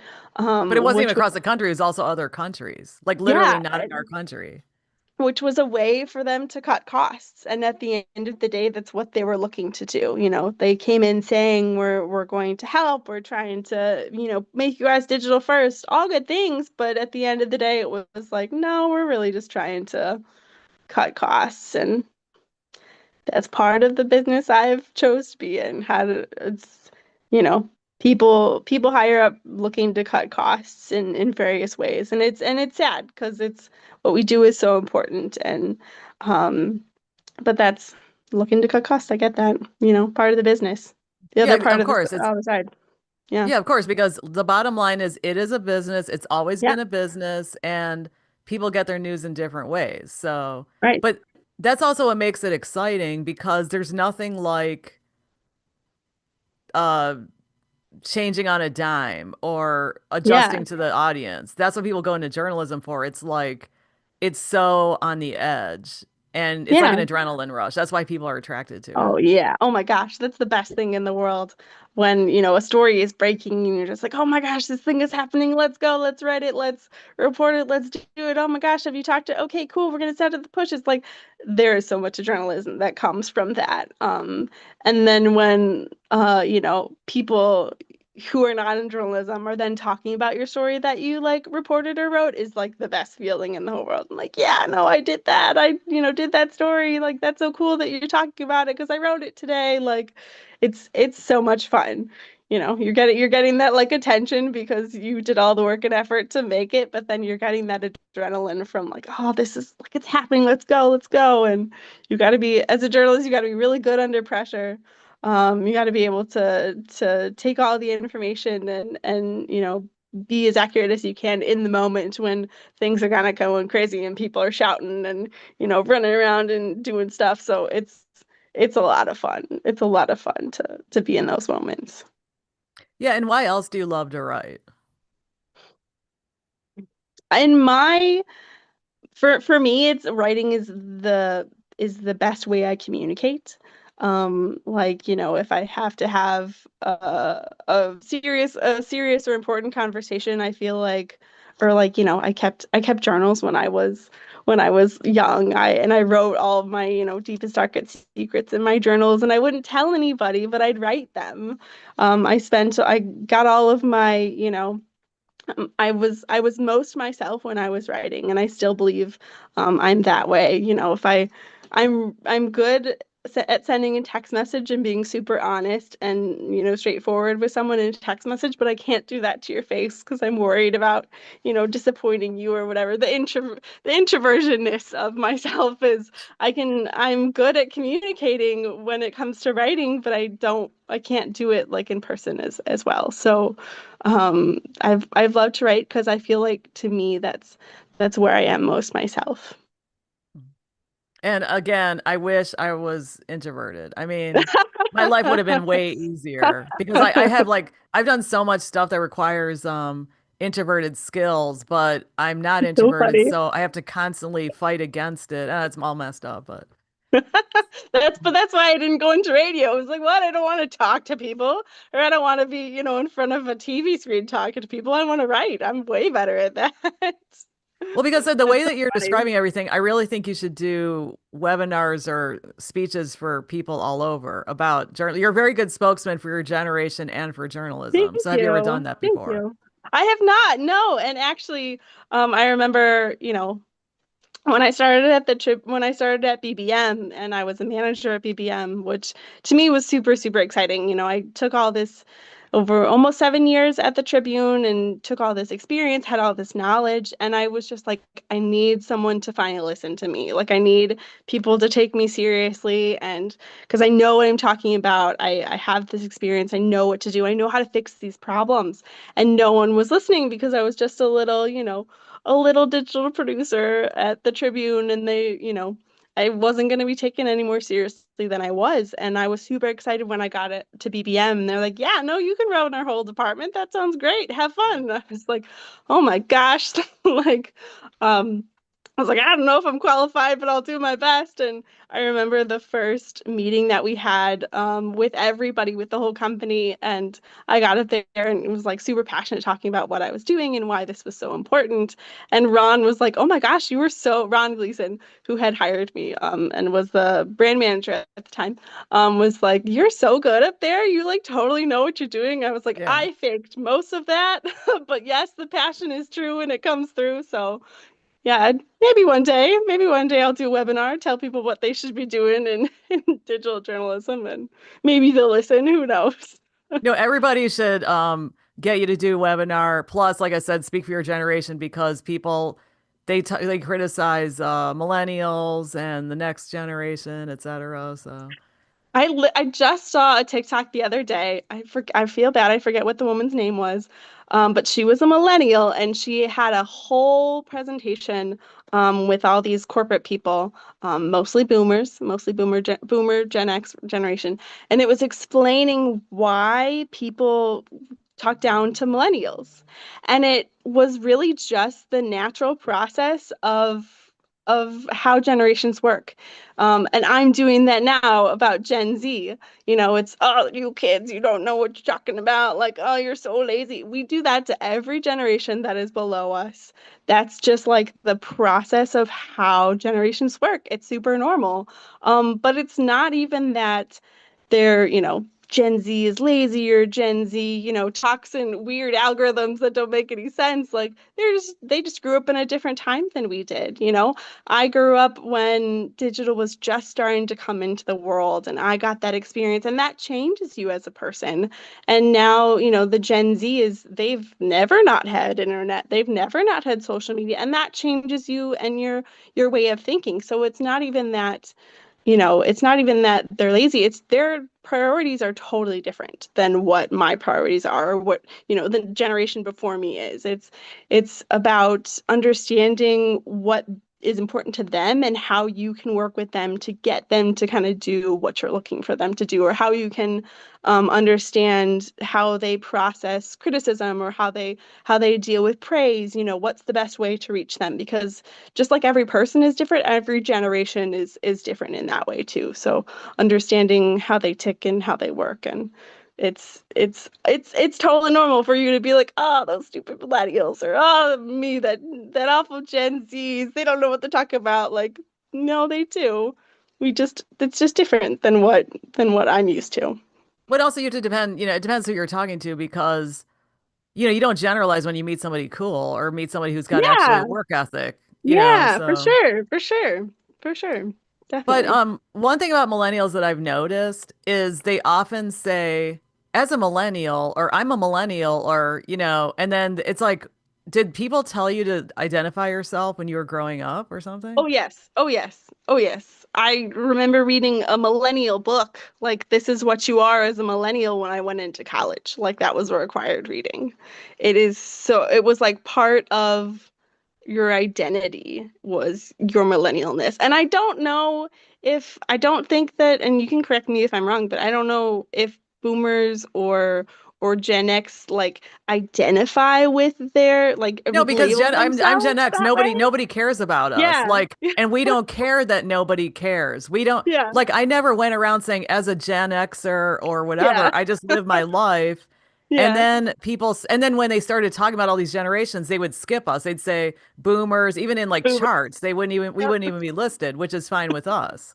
But the millennials are Yeah. really like the baby boom generation seem to talk about like, oh, we protested and this and that while they're living in their north suburban home. So Yes. obviously they didn't stick with it. And Right. then the millennials would say, all like immediately identified. Like even I heard a sermon by a pastor And I was just listening and listening, and then he said, well, as a millennial, and I'm sure you millennials understand, da, da, da. I'm like, why'd that guy have to say that? That's why I'm wondering if you guys were Mm. conditioned to identify as that. I 100% believe it was part of the conditioning Wow. for me. For me anyway, it was like you are labeled that way as a millennial. This is who you qualify as. But I feel like that's part of what we're drawn to. Like for me, it's like ask someone what's your Hogwarts house, and I can determine who you are as a person if I like can label you in that kind of way. And to me it like puts you in a box. Not that, you'd be a person in a box because that's not fair, but it helps me understand you as a person. Or like, you know, some millennials are super into astrology. Oh, what's your sign? Like that'll help me understand you. And I don't think it's a way of like making us different from other people. It's kind of us saying, this is who we are, and who we are is a little bit different. And, that makes me, I'm okay with that. I'm okay with labeling myself that way. And yeah, I think it's more of it's an identity issue than it is anything else of like, we're better, or it's how we can describe ourselves to somebody. Yeah, but it must have been like a marketing thing and it's worked because I'm I sure. seriously do not care how old you are or what Yeah. generation you are. And then but without fail, people will say they're millennial. And it's like, Yeah. okay, so am I worse than you now? No. Are you not? Because I did meet millennials who do not like to associate with anybody older. Wow. And That's they that's don't want really sad. and they also don't want they don't think that anything mattered until their existence. So if you're talking about Oh, that's sad. pre-existence, they'll be like, uh-huh, I wasn't born then. I'm like, I wasn't born in ancient Greece either, but we still talk about it. I mean, Exactly, exactly. Gosh, and like, working when I started at the Tribune, everybody was older than me. Like there were very few young people that I worked with. So I was just like, "Oh, well, tell me about your really cool experience of, interviewing that person, or going through that, experience that I've never been through, or that life event that happened way before I was born." To me, that was more exciting than like talking to the people I knew every day. And yeah, well, of course I know what you went through. I went that through that too. And being in these various mediums, there's a lot of people who are older than me. There's way more who are older than me than are about my age. Of course now I'm getting older and that's gonna be less and less true. But it's to me it's I like talking to people who are not exactly the same. Probably it makes me a good journalist. I like talking to people who are not like me, who have other experiences that I don't have. It's more exciting. So that's it. I hope that, whatever next generation we get into, I think it's Alpha. I think that's the new name is Alpha. That'll be my kids will be called Alpha, but I hope they learn to open themselves up a little bit more to those other generations. But we'll well, see. I mean, I think it's like how people are raised, or it's also the culture, but it's like something with millennials in the culture. Maybe because you guys were always Mm, written about, you were told you were yeah. great. I don't know what it is, but Yeah. I seriously do not care what the generation is. Yeah. And There's too much pressure. We were talked about too much. That's what the problem is. yeah. And I do want to mention Ron. You did mention Ron Gleason, and I did Yeah. interview him for like 3 hours on this Oh my God, podcast. Yes. Ron. So He's Ron awesome. Gleason, everybody should watch that. It's very enlightening, and I also want to say that he looked at people's character. He didn't look at their physical Yeah. attributes, and I'm mentioning that because there are radio bosses that do that. Yeah, yeah. And I've learned, I've talked to some TV people too, and that's part of the television world. I mean, granted, it's, when you're in TV, it's part of that business, it's part of that entertainment. You have to look a certain way for people to engage and all that stuff, which is not fair. Which is not fair. I will say that up front. It's not fair, but that's how that business works. Yeah, and Ron was really cool. I was really just like I feel like I know so much and I feel like I can contribute so much, and like I just want someone to listen to me and take me seriously. And Ron was like, "Okay, you can have the job." I was like, I've never been a manager before. You're gonna give me a team?" Like, not even give me a team. He let me like make the whole department. The department had never existed before, and that was just like I am so grateful of the chance that he gave me to fill those shoes. And now I feel like I can take the confidence that I learned from that position. I have so much more confidence to say, I know what I'm doing and I'm really good at this. And I can now educate people who are younger than me or don't have much experience with me because of that chance that he gave me. And it really like has meant a lot in my career. Well, how did you know how to run the department if you never had experience? I made it up as I went along, as I do most things. So, Yeah. I very similarly to Ron was just like when I went to hire someone, I looked at their character. I was like, yes, do you have experience in this job, but do I like you as a person? Will you and I get along? Are you gonna be someone who is gonna help us move forward rather than um be, someone who's going to drag us back. I'd say that like I hire people very similarly to myself. I hire people who are very kind human beings who work really, really hard and care a lot about what they do because that's who I am. And I have had a lot of success with that is I'm building this team and understanding what we're trying to do. So when I started, a lot of it was building the bridge between the digital team and the broadcast team. There was a huge, there were they were totally in different silos. People didn't talk to each other. You didn't deal with the other departments. They were very on the other end of the rooms. And my biggest struggle was I need some people who are really good at talking and being kind and engaging with other people so that we can get this ball rolling and we can connect again. As an introvert, I'm not as great as that. So I needed a little bit more extroverted people who were going to be like, cool, hey, what are you working on? Oh, that's so cool. Can I write that up for you? Do you need any help? Like, it was hiring the right people to kind of make that bridge and do that work. And then in the second half of it, it was how do we go even bigger, man? Like, when Craig Schwab came on as the brand manager, and he and I were working together. He was just like, you've got some really great work here. How can we do even more? And I was like, all right, we did the basics of making sure that the team, the newsroom works as a whole, not so much siloed as it had been when I started. Now, gloves off. Let's see what else we can do. How far can we push this? How aggressive can we be when it comes to the digital platforms? What else can we do? And that was really just a fun time of like, okay, like let's make. I really want to make a TikTok. I wanted to make a TikTok when I started, and there was always like, no, no, I don't want it. We don't want to do that. We don't really do that. I'm like, no, we need to. Right. Here's why we need to do Yeah. it.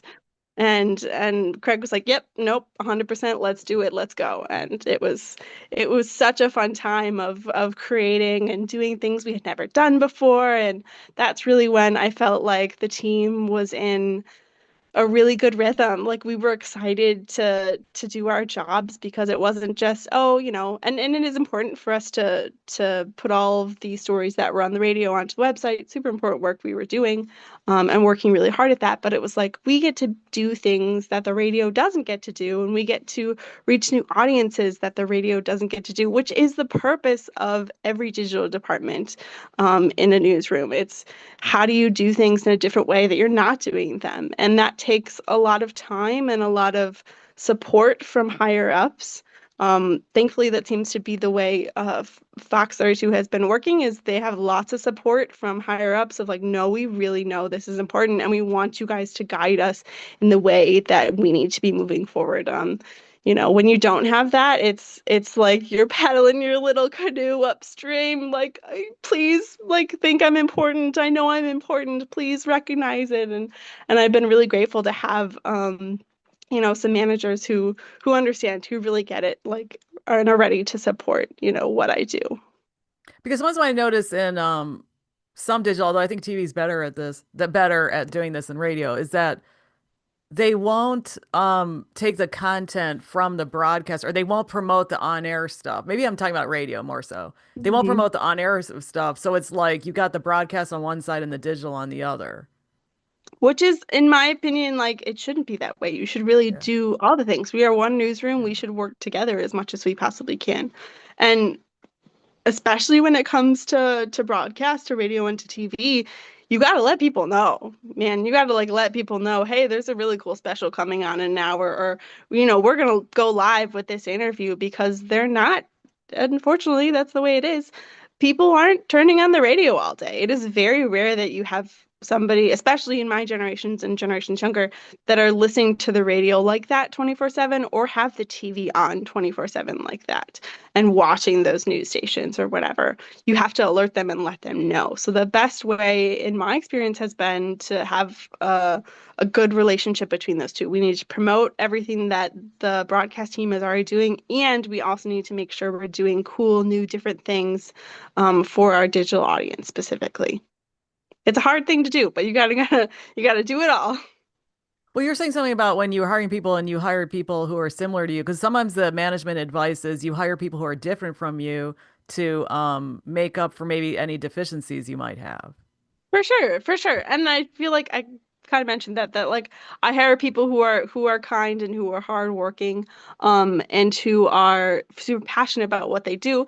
But I also hire completely extroverted people who are going to make that bridge and connection with people that I won't do as an introvert. I'm going to hire someone who knows. I hired someone who knows way more about TikTok than I do because I have a deficiency in that area, and I needed her to tell me what the ways were to go and the paths to choose and kind of explain it to me in simple terms. So I've definitely looked for, maybe hired people like myself when it comes to like a humanity kind of way, like hired people who are like me in spirit and in their heart. But then knowledge, I definitely have people who are more experienced at things that I don't understand. I'd rather sit down and talk to somebody about broadcast. I don't know anything about broadcast. Tell me everything you know because I need to know that as part of my job. And that's a better team to build for sure, to have those extra people who can fill all the holes that you don't have. Well, what kind of advice do you have for people who are looking for jobs? In my experience, in all the jobs that I have had so far in my three newsrooms, it has been about who do you know. And I know that's really frustrating and annoying and maybe quote unquote old fashioned, but it's still exactly how it goes. I got my job at the Tribune. I literally begged, begged. I said, I will wash floors. I will clean toilets. I just want to work at the Tribune. That was the dream. And my mom had a family friend. We had a family friend, and he said, "Yeah, I work for the Tribune. I'll, send your email over to somebody who I think is hiring." And that's how I got the job. And then at BBM, Ron knew somebody who I knew, and that's how I got that job. And this time, similarly at Fox 32, their person knew somebody that I knew. So if you're in the business already, Yeah. my advice is seriously like pull out all your contacts and say, hey, do you know anybody in this? Do you know anybody in this one? Do you know anybody hiring? And I was what, like 2 months, a little over 2 months unemployed. And that's all I was doing That's was just like, nothing. yeah, I think thankfully it was only 2 months unemployed. I was so nervous during those 2 months. But yeah, I was just like, oh my gosh, who do you know? Who do you know that's hiring? Who do you know that's gonna looking for somebody? Or do you know anybody who might be hiring soon? And it just ended up being the right contact to the right person at the right time. And that's really hard to do. The other thing I would say is that you have to, nowadays, as a journalist in the 21st century, you have to know how to do almost everything. Part of my job has been not only how do I write, how do you report, how do you do interviews? You have to know how to put everything on social media. You have to know how to video edit. You have to know how to audio edit. I like have a long list of skill sets that are so beneficial for me stepping into any newsroom because I can say, yeah, I know how to do this. Or, part of my interview process for both my broadcasting jobs has been like, yes, I've never been in broadcast before, but I am really good at learning how to do things I have never done before because that's part of my job as a digital journalist. I have to learn how to do something new, have to learn how to do a new platform or a new process or a new application all the time because that's how quickly the field changes. And I'm becoming really good at picking up new skills. So those are the, say yes to everything that someone asks you to do because it's really just something else you can learn and put on your resume of something else you know how to do. But it helps you become an invaluable part to the newsrooms that you join. Well, because one thing you said, not because I don't know why I said that, but one thing you said was you really wanted to work at the Tribune. Now, this is what I've noticed is people who've been in journalism longer, they started out small and they went to big. So by the time they got to the bigger outlets, they'd already made their mistakes. They already learned Yeah. the rules of journalism, et cetera. Now, some people totally skip over all that. They get to the big time. They've Mm. not learned the ins and outs of journalism, like fact checking, not Yeah. just going to one source. So how come you wanted to skip all the small stuff? I was super stubborn and when I graduated school and was like I told all my professors I want to go work at the Chicago Tribune. They're like, you're not gonna get to work at the Chicago Tribune. Like that's like you said, going from the going to a big pool right away, big jump. That's not usually the way the And trajectory now that it you is go. more so. Now people because Yeah, the it's so smaller funny. outlets aren't hiring as much or people Hmm. don't want to live in a small town, so they are getting in Yeah. literally. I know for a fact they're getting into the bigger places. That's really cool because that's what I wanted to do. I went to school in Missouri and then was like, well, I'm moving back home, and obviously I would go work at the Tribune. That's the paper I grew up with. That's why I wanted to be in journalism. Like that's the dream. Why would I not shoot for my dream first? I know in like TV, all my friends who were going into TV, that was not the direction. Even if they were from the Chicago area, they would go to littler, smaller, Missouri places and do TV there. And then they eventually got back home to the bigger markets. But I was really stubborn and was like, I'm going home. Obviously, I'm going to go home and I'm going to work for the Tribune because that's what I wanted to do. Um, you know. So, and I'm hoping I like I said, I like being in the newsrooms. I like being part of a team. So I'd like to continue working in those big places with all those cool opportunities and all the people to work with. But we'll kind of see what happens. So Well, yeah, the it thing was is, definitely a choice that I made. but see, what's good about it is you actually have substance. You weren't just like, I want to go Yeah, to the big thing, and then you came and you were like empty or inept. I mean, you're obviously I mean, yeah. just talking, I've never talked to you this long before, even though I worked with you a little bit. Because you were always in your studio. I was like, I don't want to bother. See my introversion. I don't want to bother Margaret. Like, I'm just gonna leave her alone. Yeah. That was like I love that job. But I mean I did used to go to you and like I had some certain opinions, but I wasn't digital. But Yeah. I'd been in digital for so many years in general. Um, but one thing you said that, you talk about TV and looks. Okay, so I was talking to some people who'd never worked in journalism before, and I said, Mm. at least in radio, I don't know how TV is, but it didn't matter that, first of all, you're not on the air on camera unless they're doing a live stream or something, or unless Right, you're in right, video.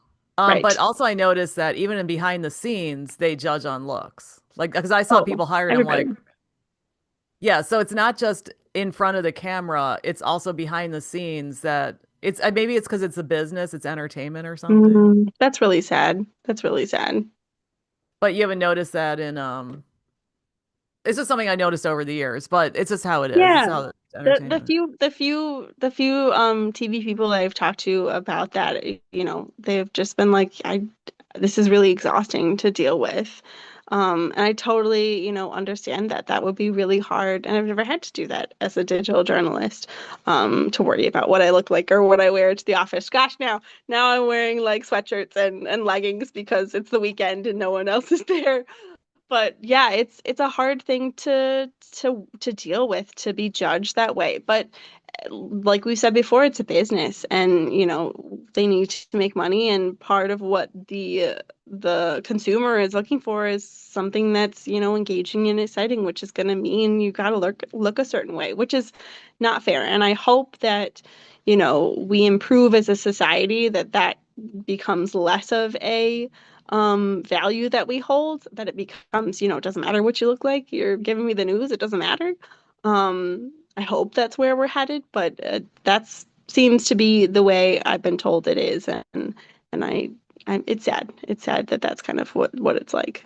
But even behind the scenes, well, I could like, I mean, I'm not gonna get into it, but I just saw so much stuff behind the scenes. These people are not in front of camera, and certain things happen. Mhm. But if anybody wants to see aesthetically pleasing anchors and reporters, watch Telemundo. I Oh, mean, really? they look, yeah, the guys are great looking, the It's so women look funny. beautiful. Yeah, I can see. I mean, that they're putting it into practice there. Oh, So, no, man, that's and awesome. they're also really good. Like they're very good broadcasters, Yeah. but how they look is extra too. Yeah, yeah, that's so funny. So your advice to people is just get out there and meet people and network, which of course is such old advice, but it's It still true. is. It is. And you never know who's going to be your help. So I don't like to burn bridges. I don't like to, I like to stay in contact with people.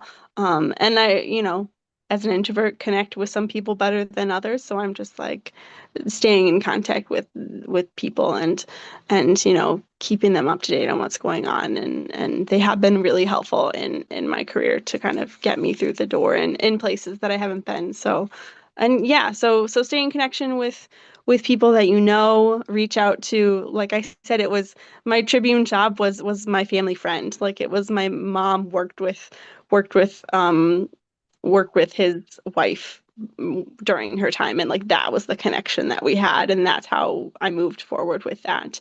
And so it doesn't necessarily have to be that you already know those people because I've already been in it. It's a connection of a connection, and that is 100% worth it. Thankfully, the school that I went to, when I went to Mizzou, they have so many connections in the Chicago area and Chicago journalism, obviously, because they're a super a journalism school. So that was super helpful too, to kind of get my foot in the door. Oh, you went to Mizzou. Oh, yeah, we know lots of people who went to Mizzou, and that's the Mizzou Mafia is real, man. And I've been one of those people who hire Mizzou grads because I know how good that school is.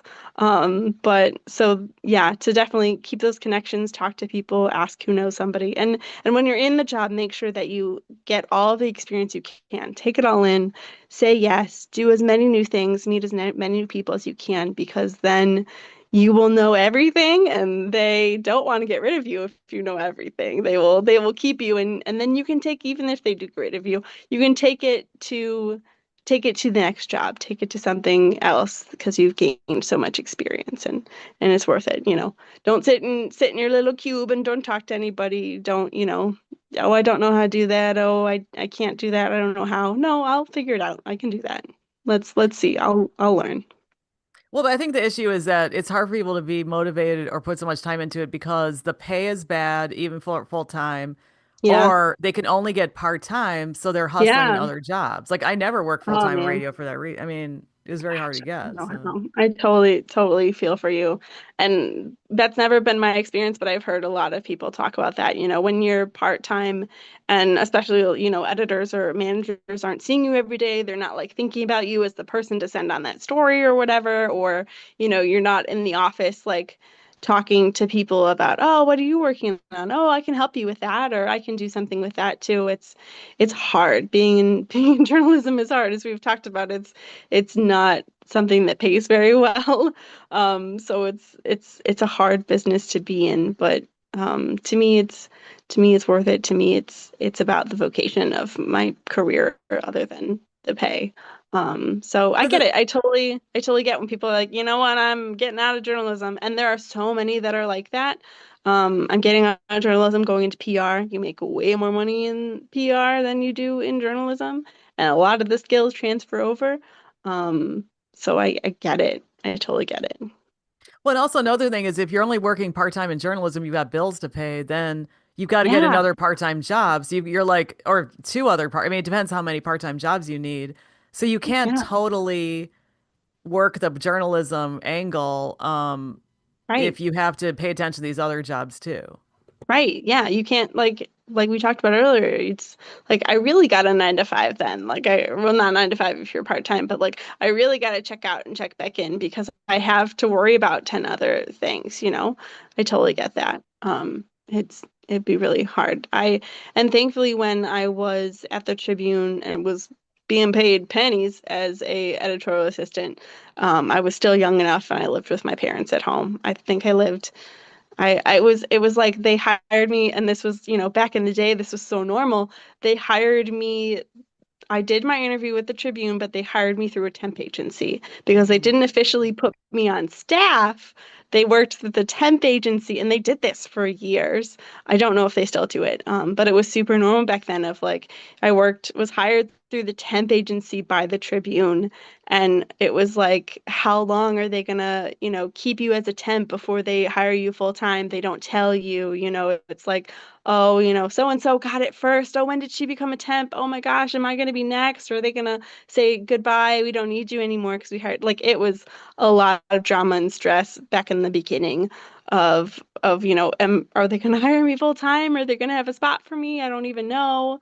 So I was very lucky to get to still be living with my parents, and didn't have to pay any extra sort of bills. But once I was officially, which took about a year and a half, I officially was on Tribune payroll. I was like, cool, now I can go like find an apartment in the city and like feel like a real adult because I can afford to be one. Like, nowadays I hope there's less judgment around that. If you live with your parents, you live with the roommate, six roommates, who cares? Like, you're doing what you love, you're getting paid to do it, and you're working really hard. That's kind of at the end of the day what matters. So I feel for everybody who's in that position. I've been there. And you just kind of keep going, keep plugging.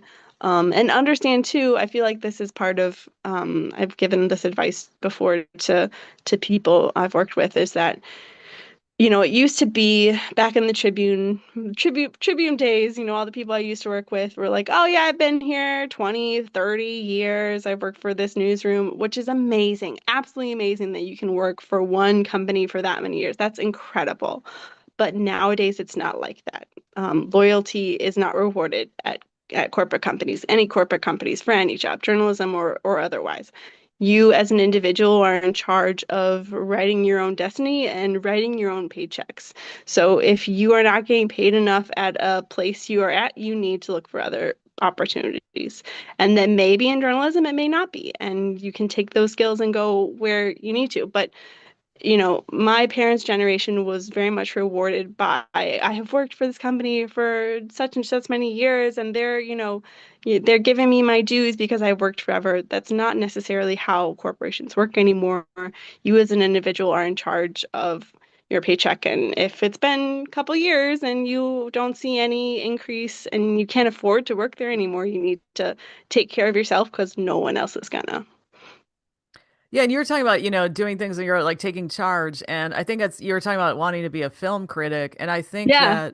that, see, I think with digital media, it's great that people can do they can do their own Yeah. projects. So they can review films on their website.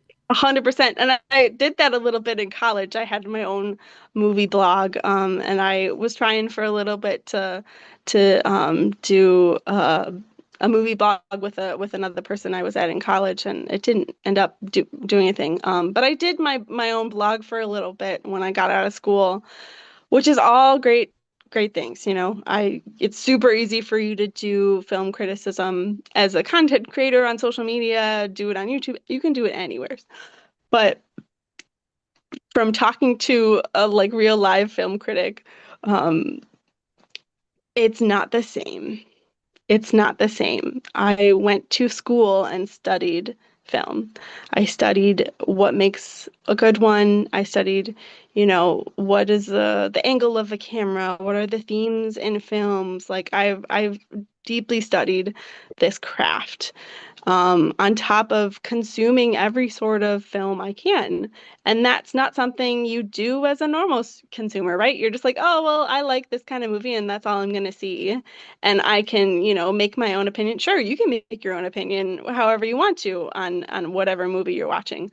But to me, criticism, true good art criticism, comes from, I know a lot about this subject. I know a lot about how the evolution of this subject, film and theater, very similar, and music too, I guess. And I can understand what makes a good one. My very favorite film critic obviously is Roger Ebert. And I've read his full autobiography, seen all of his, films and stuff like that, about him because I think he was fascinating.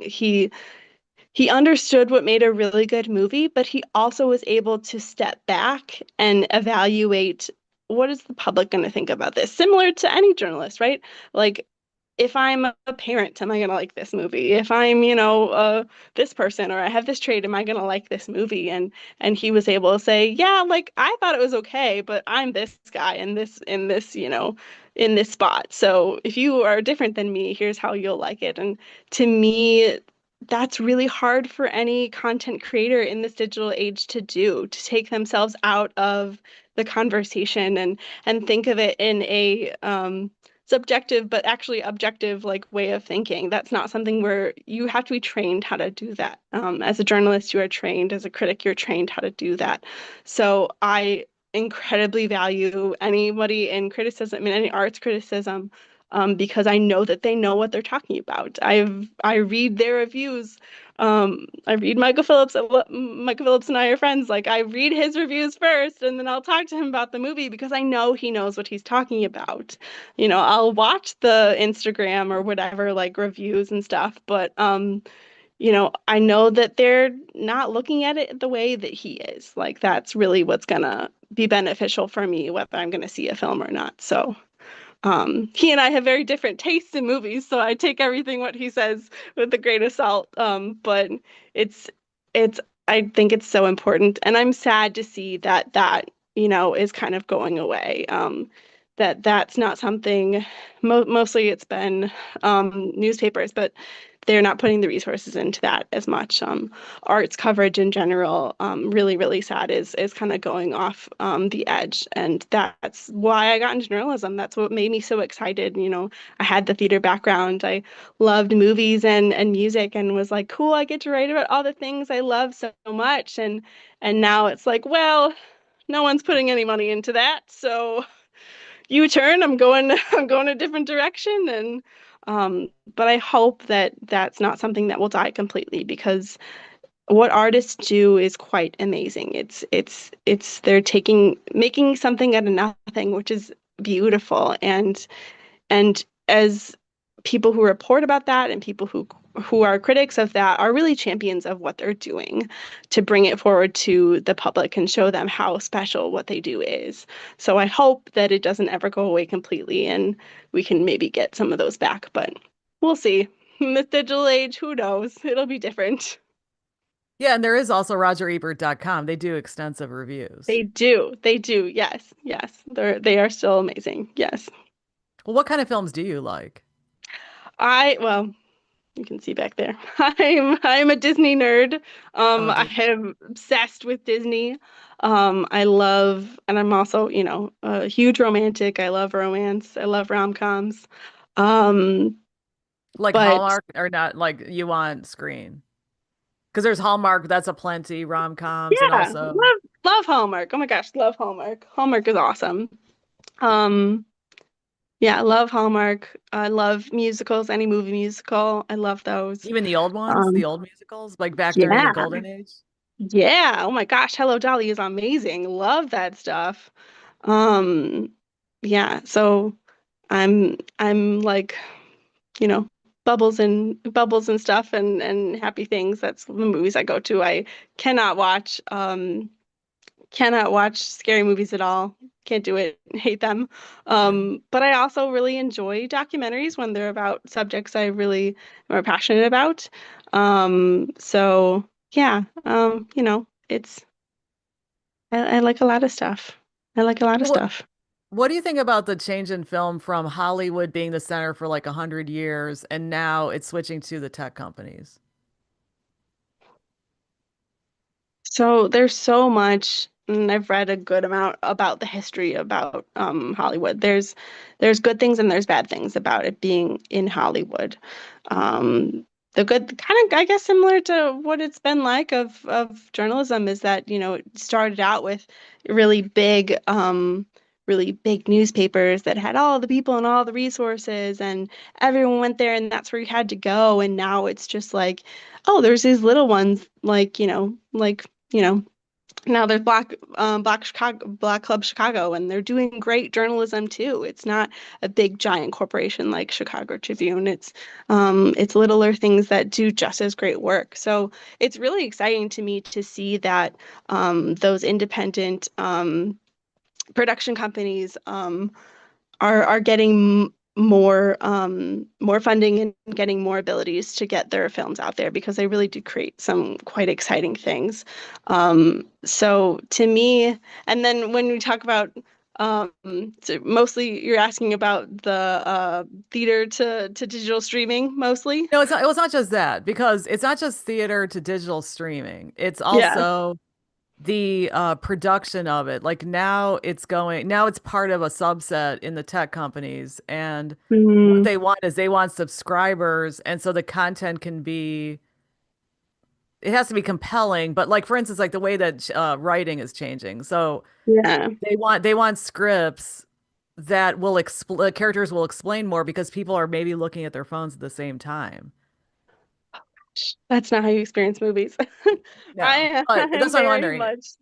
But Yeah. it's not just that kind of writing. It's also that you have like these studios that are subsets of these larger companies, whereas before you had Hollywood driven companies and their content was dedicated to entertainment more so. Mm. Mm. I don't. Mm. That's kind of like having the discussion of like whether digital is bad or not. And at the end of the day, digital of any form, as long as it's like high quality stuff, it's going to be good. And I don't, you know, I obviously support writers all over the place, in every medium, from television into journalism. And I know that what they do is super important. And it's not something you can create from AI or anything like that, or from surveys from people to find out what's the best story I can write. It's all people who are creating something from nothing, artists who are doing their jobs. But but yeah, I don't. As long as it's good content that's getting in front of people, that's engaging with people, and is high quality, I think it's worth the time. Yeah. What about content that's being created by AI? There are films that are partly AI or Yeah. fully AI. So what do you think about that content Mm, pushing to get the content out for people to consume? I feel like audiences can tell. I feel like can tell what was AI and what is not. And I feel like audiences are now responding back to large media companies saying, "Yeah, we may have wanted that before, and now we don't. You know, we're changing and we're evolving, and we're telling you what we want, and it's not, what it had been in the past." Specifically, I'm thinking of, the changes in the Marvel Cinematic Universe and how that's kind of like changed. It was like, yes, I want every sequel. I want to watch all of them. And then it was like, you guys are doing way too much. You need to calm down, like quit putting out movies and televisions every month. Like we need better quality stuff rather than quantity. So, yeah. But in terms of Netflix, for instance, and other streamers, sometimes people Sure. just want the constant content because they're finished with one series, they binge Yeah. it Yeah. and then they go. So what about that? Like they're putting out content to satisfy those people. So to me, Netflix's best successes are when it's high quality content. Uh, I'm trying to think of one they got rid of recently that I was like, oh man, you guys shouldn't have done that. Um, Yeah, I I don't can't have think of one. Netflix. I did the free trial during COVID for Yeah, like a month. I consumed as much as I could, and then I was like, okay, like first of all, their documentary section's not that great, and then also it's some of the not. shows I'm like, but I noticed about the shows, they'll have these really big shows, and then a lot of the other stuff is not as high level, and I'm thinking, I don't know if this is worth the money, so I didn't pay for it. I mean, I Mhm. didn't take the Yeah, paid subscription. that's fair. That's fair. Yeah. I feel like the company has gotten huge and super, super powerful. I mean, now they're raking in Academy Awards here and there, and like they're really pulling out. They're able to produce the content they were looking for and the quality that they're looking for. Granted, not all of the stuff on that platform is about quality, and some of the times they have taken off those like really good shows, and I'm like, dude, you should have kept that for another season. Somebody would have watched it. Like that was really good.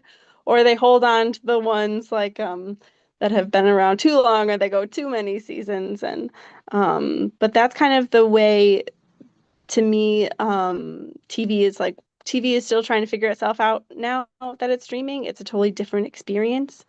Um, than what it used to be when you would watch a show a week. Now it's what does it mean for our audience if we are giving them all of the shows at once? What is that watching experience like? Totally different from what it has been. And I feel like all of the companies are still trying to figure that out. Similarly to movies, people aren't going to the movie theaters as often. It's a totally different experience to go and watch a movie in your house than it is to go to a theater. And I would love for everyone to go back into the movie theater. I think it's a really great experience that you can't get anywhere else. It's very similar to being in a play or a musical theater setting. It's a different experience, but the industry is still trying to figure that out. Trying to figure out what's going to work best. I personally like BritBox for shows, and I do Oh have yeah. Prime also. But BritBox is so good. I mean, just when I thought that BritBox had nothing to offer me new, they came up, they offered some new stuff, and it's like, dang, I watched 2 episodes. That was all that was there for this season for this one show so far, and I thought, oh my gosh, this is awesome. I watched them last night, so I love British stuff. So okay, what are you? You said you like to read. Are you reading anything special, or like what kind of stuff do you like to read? I am part of the very mainstream woman in their 30s group of reading the fantasy romance books. Okay. I just finished Onyx Storm, which I know everyone will be like, you should have read that 2 months ago, but I'm trying to get a new job. So, yeah, it's a dragon romance book. I'm all about romance, all about fantasy. That's mostly what I read, which very different from what I do on my regular day-to-day job. I feel like I have to go from one extreme to the other. I don't want to read about anything too serious because that's what I do on a regular basis is write about stuff that's, serious. And I usually tend to go to escape and, look for the things that won't happen in real life. And that's what I tend to like to read. Well, do you read any nonfiction or usually just fiction? If I read nonfiction, it's usually biographies. I read uh, is it Katie Bishop, who was in Gilmore Girls biography most recently. I love Gilmore Girls. She was the mom, the grandmother in Gilmore Girls, and she also was in the original cast of A Chorus Line. So it was super exciting to read her biography. So yeah, mostly I read biographies of people I like or they've done cool things. If it's nonfiction. Hmm. And then have you ever tried to write any? You said you had a blog, or you never really tried to write a book or an article or anything. Yeah, I've done like a movie review blog way back in the day and but no, I've never tried to write a book or anything like that. I've never sat down and done that. Well, it's extremely hard because I've done it, and Yeah. I even had books I threw out. Like I wrote entire drafts, and I rewrote the drafts, and they sucked, and I threw them out like hundreds of pages. And but now with AI, you probably are getting AI content in some of these books. So Yeesh. Scary. yeah. But anything else? Because we've only been talking about for 2 hours, which I didn't expect at all. I thought it was gonna be like a 20-minute interview. And yeah, I really feel your passion and your commitment to quality journalism come through. I appreciate that. I do. I do. Thanks for talking to me. But anything else you want to say? I don't think so. I'm hoping that journalism will remain constant. My time at the Tribune, I remember an editor saying, the Tribune will always be around. We don't know what capacity it's going to be around, but it will always be around. And I feel like journalism is very much the same. I don't know what direction or capacity journalism will exist in the world, but I do believe that it is something we will always need and always have.